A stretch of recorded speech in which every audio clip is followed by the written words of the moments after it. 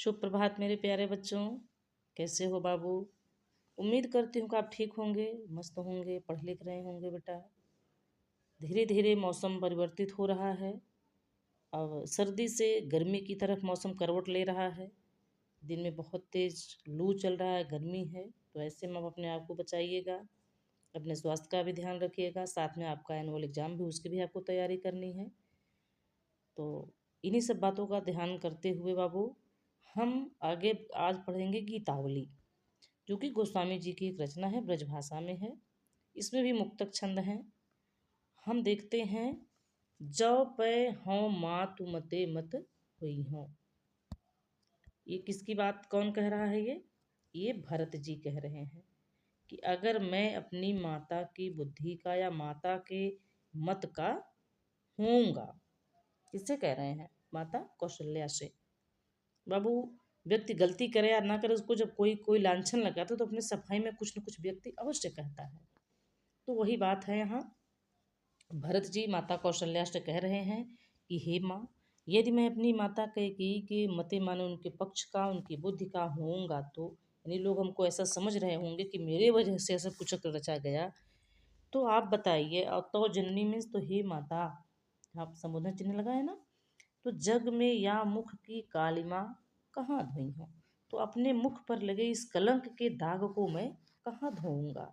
अगर यह संसार मुझे मेरी माता की बुद्धि का, उन्हीं के पक्ष का समझेगा, तो हे माँ बताओ तुम्हें कि मैं अपने इस मुख पर लगी हुई कलंक की काली को कहाँ धोऊंगा?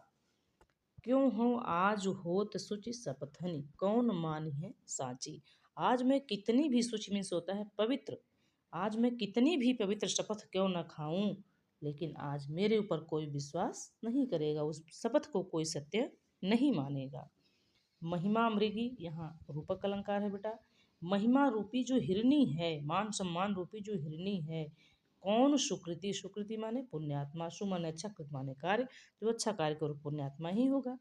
इस संसार में ऐसा कौन पुण्यात्मा है जिसकी मान सम्मान रूपी मृगी, खल मीन्स दुष्टों के, बच मीन्स बचन रूपी, बिसिख माने बाण से बाँचे मीन्स बच सके हो। कि इस संसार में वह कौन पुण्यात्मा है जिसकी मान सम्मान रूपी मृगी दुष्टों के वचन रूपी बाण से बच सके हो। अर्थात इस संसार में जो दुष्ट है ना बेटा, जो दुष्ट प्रवृत्ति के हैं, उनकी प्रवृत्ति मक्खी की तरह होती है। वो गंदी जगह पर ही बैठेंगे। वो चींटी के स्वभाव के, कितना बड़ा आप महल बनवा दीजिए, लेकिन चींटी एक दरार, एक बिल ही ढूंढेगी, उसको महल से नहीं मतलब। वैसे ही कुछ लोग बाबू ऐसे होते हैं ना, उनके लिए अब अपना गर्दन भी कटवा देंगे तो कहेंगे कि हमारे लिए ही इसमें इसका कोई स्वार्थ होगा, इसने हमारे लिए थोड़ी गर्दन कटवाया है, या इसकी गर्दन थोड़ा और नीचे से कटनी चाहिए, थोड़ा सा ऊपर से कट गई। अब आप सोचिए, यहाँ वही कहावत है ना, खसे जीव संग जा खवैया सवादे न पावे। हैं? तो भाई संसार बड़ा विचित्र है, बड़ा निर्मम है। यहाँ अच्छे बुरे हर तरह के लोग हैं। अगर देखा जाए तो हृदय एकदम विदीर्ण हो जाता है। बाहर निकल जाइए तो संसार का इतना भयानक, इतना रौद्र रूप दिखाई देता है कि एकदम अंदर से रूह कांप जाती है। ऐसे ऐसे लोग बकरियों को, भेड़ को, जानवरों को, पशु पक्षियों को मार के खा रहे हैं। आप बताइए। कुछ तो ऐसे अपने आप बड़ा ओवर स्मार्ट समझेंगे, बड़ा बुद्धिमान कहेंगे, जनसंख्या पर नियंत्रण कर रहे हैं, पशु पक्षी बढ़ जाएंगे। अरे मनुष्य की जनसंख्या किससे कम है? आप उस पर नहीं रोक लगा पा रहे हैं। आप अपने ही उसको करके खाइए ना, क्या दिक्कत है? एकदम दिमाग मेरा घूम जाता है भाई ऐसे लोगों से। क्षमा करिएगा, जो मांसाहारी प्रवृत्ति के होंगे, हम तो कहेंगे कि गलत है, ये बहुत गलत है। संसार में सबसे घृणित कार्य यही है, जीव हत्या करना। ये जान लीजिए भाई, हत्या तो हत्या है। जिसके लिए कोई रोने वाला, जिसके लिए कोई कंप्लेन करने वाला है, उसकी उसकी हत्या करेंगे तो गलत है। आप जेल जाएं किसी मनुष्य को मार के, और पशु पक्षी को मार रहे हैं, उसके लिए कोई नहीं रोने वाला है, तो आप सही कर रहे हैं? नहीं सही कर रहे हैं। दुर्बल को न सताइए जाकी मोटी हाय, मुई खाल की श्वासो सार भस्म हो जाए। उसका कंप्लेन सीधे ईश्वर के यहाँ होता है। ईश्वर का सीसीटीवी कैमरा 24 घंटा ऑन रहता है। आप इस बात को समझिए और डरिए। आप पूजा करेंगे तो बड़े दिखावे में रहेंगे, भगवान पूजा कर रहे हैं, भगवान देख रहे हैं। आपका गलत कार्य भी ईश्वर देख रहे हैं। उनसे आप कभी उनकी नज़रों से वंचित नहीं हैं, इसलिए अच्छा करिए, अच्छा करने के लिए आए हैं। 84 लाख योनियों में सबसे बुद्धिमान मनुष्य है, लेकिन सबसे निकृष्ट कार्य मनुष्यों के द्वारा ही हो रहे हैं, ये जान लीजिए। तब कहेंगे करे हमारा बेटा दुख भोग रहा है, हमारा ये दुख भोग रहा है। अरे कर्म करेंगे तो भोगेंगे नहीं। हम गेहूं बोएंगे तो गेहूं ही काटेंगे, उसमें से धान नहीं काटेंगे हम। चलिए ठीक है, आगे देखें। गहि न जाति रसना काहू की, कहो जाहि जोहि सूझे। रसना मीन्स जीव। कहते हैं कि माँ, मैं किसी की जीभ को तो नहीं पकड़ सकता, जिसके जो भी मन में आ रहा है, जो भी सूझे माने विचार में आ रहा है, वो कह रहा है। दीन बंधु कारुण्य सिंधु, बिन कौन हिये की बूझे। कारुण्य सिंधु में भी क्या है, रूपक अलंकार है। जहाँ विशेषण मिले, एक विशेष से एक विशेषण हो, जहाँ कर्मधारय समास के शब्द मिले, जहाँ बीच में योजक चिन्ह मिले, वहाँ रूपक अलंकार। दीन बंधु माने दीन दुखियों पर दया करने वाले, दीनों के बंधु, करुणा के सागर। प्रभु के बिना मेरे हृदय की बात को दूसरा कोई नहीं समझ सकता। तुलसी राम वियोग विषम विष विकल नारी नर भारी। तुलसीदास जी कहते हैं उस समय श्री राम के वियोग रूपी भयंकर विष में सभी अयोध्यावासी व्याकुल थे। नर नारी माने वहाँ के सभी स्त्री पुरुष व्याकुल थे। और उसी समय भरत स्नेह सुधा, यहाँ भी देखिए रूपक अलंकार है, विषम विष विकल में, और भरत स्नेह सुधा में भी रूपक अलंकार है। तो वहाँ भरत ने अपने प्रेम रूपी अमृत से सींच कर सबको उस समय सुख प्रदान किया। यानी सभी लोग भगवान के व्याकुल वियोग में व्याकुल थे, जल रहे थे उनके दुख में। तो उस समय भरत जी ऐसी बात कह करके सबको थोड़ा सा सांत्वना देते हैं, सबको दुखों से थोड़ा सा उबारते हैं। ठीक है, इसमें भी क्या है, ब्रजभाषा है, गेय पद छंद है, रूपक एवं अनुप्रास अलंकार है, गुण इसमें प्रसाद है, शब्द शक्ति लक्षणा है। ठीक है, हम आगे देख लेते हैं दूसरा इसका पद। मेरो सब पुरुषार्थ ठाको। ये बाबू 2 लाइन इसमें है और अगले लाइन में होगा। तो कौन कह रहा है ये, भगवान श्री रामचंद्र जी। ये उस समय का वर्णन है बेटा, जब लक्ष्मण भैया को शक्ति बाण लग जाती है मेघनाथ के द्वारा। मेघनाथ शक्ति बाण का संधान करता है ना लक्ष्मण जी के लिए, तो उनका तो कुछ नहीं कर पाता, वो बस माता शक्ति का आदर करने के लिए एक नर लीला निभा रहे थे। इसीलिए उन्होंने उसको स्वीकार कर लिया कि माता का अपमान होगा, और अपने आप को वो उस शक्ति बाण से विधवा लेते हैं। तो लक्ष्मण जी मूर्छित हैं, उनको होश नहीं आ रहा है, और प्रभु उनको नरलीला का जो है क्या कहते हैं उसको, नरलीला करते हुए प्रभु जी अपने मतलब गोद में लेकर लक्ष्मण जी को विलाप करते हुए कह रहे हैं कि मेरो सब पुरुषार्थ ठाको। कि जो भी वहाँ उनके साथ रीक्ष भालू बंदर सुग्रीव विभीषण सब लोग थे, उनसे कह रहे हैं कि आज लक्ष्मण के इस तरह से आहत होने से मेरा समस्त बल पराक्रम, मेरा पुरुषार्थ थक गया है। विपत्ति बटावन बाहु बंधु बाहु, बिन कौन भरोसो का करो भरोसो का को। आज अपने विपत्तियों को बटाने वाले अपनी भुजा की तरह इस भाई को, देखो यहाँ भी रूपक अलंकार है, बंधु बाहु। तो विपत्ति को बटाने वाले आज के भाई क्या कैसे हैं, संपत्ति बटावन है। कुछ ही होंगे विपत्ति बटावन, नहीं तो लगभग 80% वही संपत्ति बटावन वाले हैं, है ना। तो विपत्ति बटावन बंधु बाहु बिनु करो भरोसो काको। अपने विपत्ति को बांटने वाले भुजा के समान इस भाई के अलावा मैं दूसरे किसका भरोसा करूं। इसको हम थोड़ा सा आगे देखते हैं। हाँ, यहाँ पे है, आगे भगवान क्या कह रहे हैं। सुन सुग्रीव साचे हूँ मुँह पर फेरव बदन विधाता। भगवान राम जी क्या कह रहे हैं, मेरे राम जी कह रहे हैं, हे सुग्रीव सुनो, मैं सत्य कहता हूँ।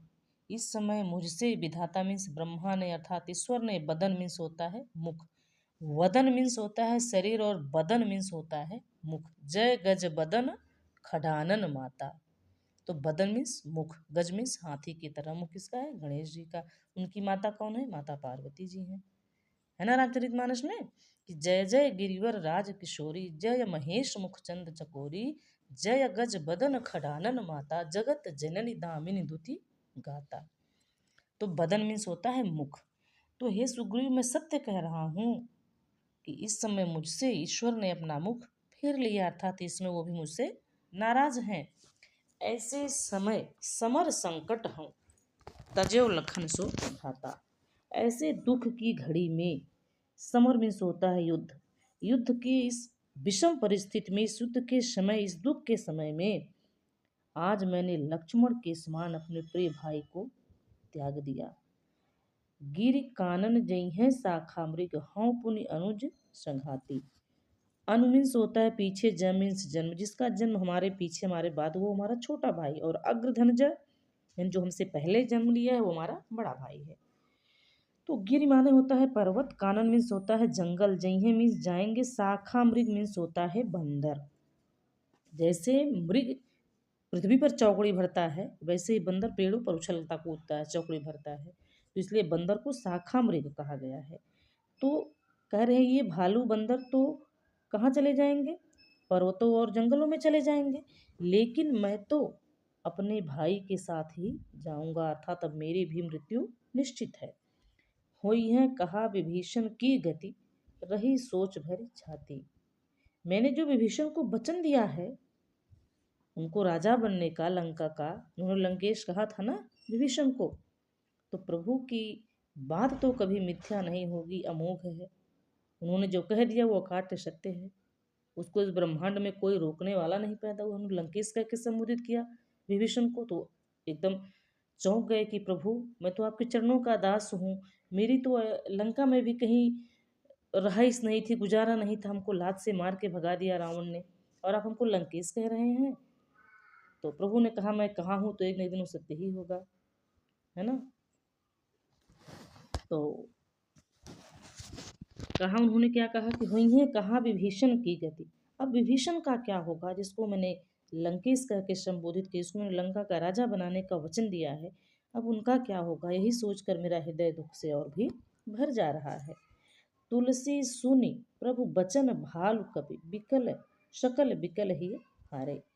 तुलसीदास जी कह रहे हैं कि प्रभु की ऐसी बातें सुनकर वहां उपस्थित सभी भालू और बंदर व्याकुल होकर अपने हृदय का धीरज खोने लगते हैं। आप सोचिए, जब घर का मुखिया परेशान होता है तो बच्चे और पत्नी भी परेशान हो जाते हैं।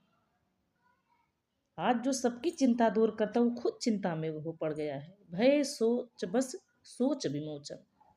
आज प्रभु सबकी चिंता को हरने वाले आज खुद चिंता में पड़ गए हैं। और जामवंत हनुमंत बोल तब अवसर जान प्रचारे। तो कह रहे हैं कि उस समय हनुमान जी, वो कौन, सॉरी जामवंत जी, उसमें सबसे वृद्ध वही थे। ऐसा कहा जाता है कि द्वापर के ही थे। जामवंती जो थी उनके पिता थे जामवंत जी, जामवंती जो भगवान इनकी श्री कृष्ण की पत्नी थी।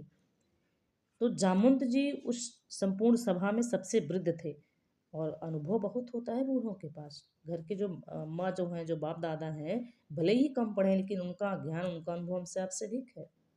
इसलिए वृद्धों के साथ बैठेंगे ना, बहुत कुछ सीखेंगे। मुझे तो बहुत अच्छा लगता है, पुराने सामान, पुराने लोग, पुराना घर, पुरानी चीज़ें मुझे बहुत अच्छी लगती हैं। मैं आज भी अपने बड़े बुजुर्गों के साथ ज़्यादा बैठना पसंद करती हूँ। तो कह रहे हैं जामवंत हनुमंत बोल तब, जामवंत जी उचित अवसर माने मौके को देखकर हनुमान जी के पास जा कर के बोलते हैं, उनसे कहते हैं, प्रचार मीन्स उनको प्रेरित करते हैं। तो यहीं का तो प्रसंग है ना सुंदरकांड में कि कहाँ ही रीछपति सुन हनुमाना, का चुप साध रहे बलवाना, पवन तनय बल पवन समाना, बुद्धि विवेक विज्ञान निधाना, कौन सो काज कठिन जग माही, जो नहीं होए तात तुम पाही। इनको अपना बल भूल गया था ना बचपन में। ये ऋषि जो तपस्या करते थे तो उनको हाथ से उठाकर ऊपर नीचे करते थे, शरारत बस। बच्चे भाई, बाल मन तो जिज्ञासु कौतुकी होता ही है। तो उन्होंने अभिशाप दिया कि तुम्हें जो अपने बल पे अभिमान, तुमको तुम्हारा बल भूल जाएगा। तो भाई भगवान को अभिशाप देना तो कहीं ना कहीं वो है ही है। तो फिर उन लोगों को लगा नहीं, हनुमान जी भी दुखी हुए। तो उन्होंने कहा ठीक है, जब समय आने पर तुमको कोई बल याद दिलाएगा, तुम्हारा बल तुम्हें याद भी आ जाएगा। तो वही जामवंत जी हनुमान जी को बल याद दिला रहे थे। सुंदरकांड में है ना, सिंधु तीर एक भूधर सुंदर, कौतुक कूद चढ़े ताव ऊपर। तो सुंदर नाम का एक पर्वत था, भूधर सुंदर, भू माने पृथ्वी को धर्म धारण करने वाला, भूधर मीन्स पर्वत। तो ऐसा एक प्रश्न एक बार टीजीटी में आया था कि सुंदरकांड में सुंदर कौन है। तो सुंदरकांड में सुंदर नाम का एक पर्वत था जिस पे जाकर हनुमान जी बैठे थे, और वही सब लोग अपना चिंता में है कि सीता जी के पता लगाने कौन आएगा। जामवंत कह रहे वो अंगद कह रहे थे कि अंगद कहा जाऊँ मैं पारा भव संशय कछु फिरती बारा, मैं तो जा तो सकता हूँ लेकिन आने में मुझे संशय है। सब कुछ संपाति बताए थे ना जटायु के भाई कि हाँ वहीं पर सीता जी है, मैं देख रहा हूँ लेकिन मैं जा नहीं सकता, मेरे पंखों में इतना बल नहीं रहा, मैं बूढ़ा हो गया हूँ। हनुमान जी को अपना बल भूल गया था, तो वही जामवंत जाकर याद दिलाते हैं, है ना। जामवंत कह तुम सब लायक कि तुम तो सब कुछ कर सकते हो, तुम यहाँ चुपचाप क्यों बैठे हो, उसी के लिए तुम्हारा जन्म ही हुआ है। जब ये बात कहा उन्होंने कि तुम्हारा जन्म भगवान राम के कार्य के लिए हुआ है, तब उनका बल दुगना होता है। तब वो जय श्री राम कहते हैं, तो अपना बल याद करके और जाते हैं सीता जी को पता लगाने उनका, तब वही लंका दहन होता है। आगे हम देखते हैं तीसरा पद। तीसरा पद है हृदय घाव मोरे पीर रघुबीरे। यह उस समय का वर्णन है जब लक्ष्मण जी को संजीवनी बूटी सुसेन वैद्य के द्वारा दे दी गई है, उनको आराम हो गया है, वो स्वस्थ हो गए हैं। तो वहाँ पर उपस्थित सभी लोग उनसे पूछते हैं कि अब तुम्हारा स्वास्थ्य कैसा है। तो बताते हैं बेटा एक प्रश्न और है, ये भी टीजीटी में पूछा गया, पीजीटी में पूछा गया प्रश्न है कि हनुमान जी जब गए थे वहाँ हिमालय पर्वत संजीवनी बूटी लाने, तो किस पर्वत को उखाड़ कर लाए थे?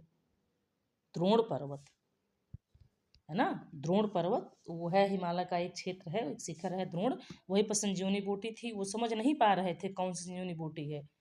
तो बाद में जब वनस्पतियों से वहाँ के देवताओं के रक्षकों से प्रार्थना किए कि हनुमान भगवान राम जी के भाई लक्ष्मण पर ऐसा ऐसा संकट आया, हमको चाहिए, तो उन्होंने दिया। तो लेकिन ये समझ नहीं पाए किसमें संजीवनी बूटी है, कौन सी है, क्या किए, पूरा द्रोण पर्वत ही उखाड़ के लेके चले आए, है ना। लय गृह वैद्य सुखेन समेत तबे गिरदोंशो बीर उपार, तो उठा के ले आए थे द्रोण पर्वत। तो हृदय घाव मोरे पीर रघुबीरे। लक्ष्मण जी सभी लोग जब उनके स्वास्थ्य के बारे में पूछते हैं तो वो कहते हैं कि चोट तो मेरे हृदय में लगी थी, लेकिन इसकी पीड़ा श्री रघुनाथ जी को हो रही थी। और पाय संजीवन जाग कहत यों प्रेम पुलक बिसराय शरीरे। जब संजीवन बूटी लक्ष्मण जी को मिलती है तो वो मूर्छा त्याग कर जाग जाते हैं, और प्रभु के प्रेम में उनका शरीर पुलकित हो जाता है, रोमांचित हो जाता है, और अपने शरीर की सुध बुध खो करके वो कहते हैं, क्या कहते हैं, मोहि कहा बूझत पुनि पुनि, मुझसे तुम लोग बार बार क्या पूछ रहे हो, जैसे पाठ अर्थ चर्चा कीरे। कीर मीन्स होता है तोता। जैसे किसी तोते को कोई पाठ पढ़ा दिया जाए और फिर उससे उसका अर्थ पूछा जाए तो वो नहीं बता पाएगा, वो तो रट लिया है ना। तोता राम राम कहता है लेकिन राम नाम के मर्म को थोड़ी जानता है कि राम थे कौन। उसको तो इतना ही पता कि राम जी दशरथ जी के पुत्र थे, राम जी परमेश्वर, उसको कुछ नहीं पता, सिर्फ वो राम जानता है। कोई आएगा तो राम राम कहेगा, सीता राम कहेगा।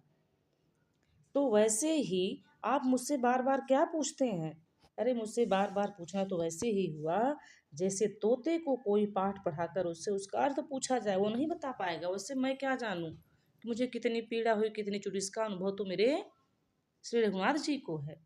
शोभा सुख छति लाहु भूप कह केवल कांति मोल हीरे। जो हीरा है ना, इसकी सुंदरता, इसका सुख, इसका क्षति मीन्स नुकसान, लाभ मीन्स लाभ, भूप कह सिर्फ राजा के लिए है, केवल कांति मोल हीरे। हीरे तो सिर्फ चमकता है, उसके चमक की, उसको सुंदरता की मोल होती है, हीरे को इससे क्या मतलब है। रईमन हीरा कब कहे लाख टका है मोल।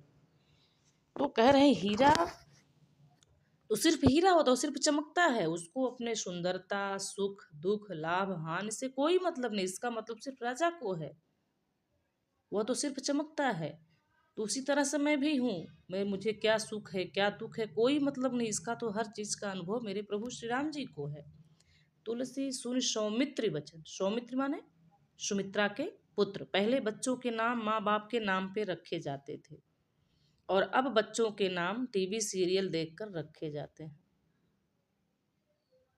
ऐसा ऐसा नाम लोग रख देते हैं कि उसका का कोई अर्थ ही नहीं है। और एक बात और एकदम अकाट्य सत्य जान लीजिए, 100% सही जान लीजिए कि नाम का असर जीवन पर बहुत पड़ता है।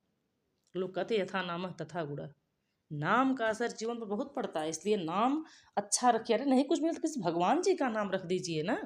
एक बार हमारे विद्यालय में एक आई थी, वो अपने बच्चे का नाम लिखा रही थी तमस। फॉर्म मुझे भरना था, मैंने कहा आप ये कौन सा नाम रख रही हैं तमस, जानती हैं तमस मीन्स क्या होता है? कह रही हैं नहीं वो सीरियल। अरे हम कहे सीरियल में भैया तमस मीन्स होता है अंधकार, इसका नाम आप अंधकार रखेंगी? तो कहीं तब क्या रखे, आप ही कुछ रख दीजिए, उनके मयंक रख दीजिए। एकदम विपरीत हो गया। भगवान की महिमा देखिए, मैंने कुछ नहीं किया, सब ईश्वर करने वाले हैं। वो अंधकार से प्रकाश में एकदम पहुंच गया, चंद्रमा उसका नाम हो गया मयंक। तो भाई नाम वाम सोच समझ कर रखिए, अच्छा नाम रखिए।